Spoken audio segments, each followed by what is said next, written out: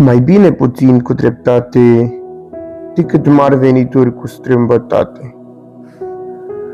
Mai bine o bucată de pâine uscată cu pace decât o casă plină de cărnuri cu ceartă. Lăudat și binecuvântat să fie Domnul Iisus Hristos. Mai bine să te mulțumești cu puținul care ți-l pregătește Dumnezeu, pentru că El ne dă pâinea ca prin somn, așa ne spune cuvântul Dumnezeu. Spune: căutați mai întâi împărăția și toate lucrurile vi se vor da pe deasupra.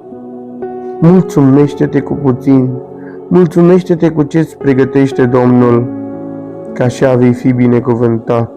Spune cuvântul Domnului Iisus Hristos: cine va vrea să se îmbogățească dintr-o dată, va risipi, dar cine va strânge cu încetul, va avea.